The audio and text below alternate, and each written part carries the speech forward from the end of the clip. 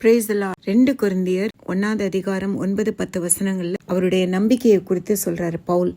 நாங்கள் எங்கள் மேல் நம்பிக்கையாராமல் மரித்தோரை எழுப்புகிற தேவன் மேல் நம்பிக்கையா இருக்கத்தக்கதாக மரணம் வரும் என்று நாங்கள் எங்களுக்குள்ளே நிச்சயித்திருக்கிறோம். அப்படிப்பட்ட மரணத்தினின்றும் அவர் எங்களை தப்புவித்தார், இப்போதும் தப்புவிக்கிறார், இன்னும் தப்புவிப்பார் என்று அவரை நம்பி இருக்கிறோம்.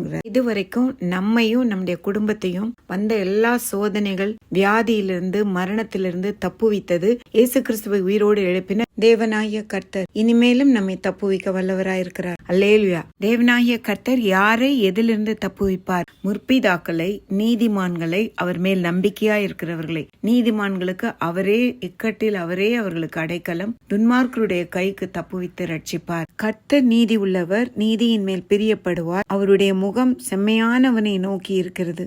நீதிமான்களை ஒரு நாளும் கைவிட மாட்டார், அவர்களை எல்லா இடுக்கண்களுக்கும் நீங்களாக்கி தப்புவிப்பார். ஆமேன். துன்மார்க்கர் மேல் கண்ணிகளை வர்ஷிக்க பண்ணுவார். துன்மார்க்கரை குறித்து நம்முடைய ஆண்டவர் அடிக்கடி சொல்லுகிற காரியம், அக்கினியும் கந்தமும் கடுங்கோடை கொந்தளிப்பும் அவர்கள் குடியிருக்கும் பாத்திரத்தின் பங்குன்னு, லேக் ஆஃப் ஃபயர். சோ அதுதான் அவங்களுக்கு நியமிக்கப்பட்டிருக்கு. துன்மார்க்கர் தன்னுடைய துன்மார்க்கத்திலிருந்து திரும்ப வேண்டும். கர்த்தர் அதை விரும்புகிறார். துன்மார்க்கனுடைய மரணத்தை அல்ல, அவனுடைய மனம் திரும்புதலே விரும்புகிறார். துன்மார்க்கனையும் கொடுமையில் பிரியம் உள்ளவனையும் அவனுடைய உள்ளம் வெறுக்கிறது. மரணத்திற்கு தப்புவித்த தேவனை நாம் நன்றியோடு தாவீது மாதிரி துதித்து கொண்டே இருப்போம். கர்த்தர் தாமே நம்மை ஆசீர்வதிப்பாராக.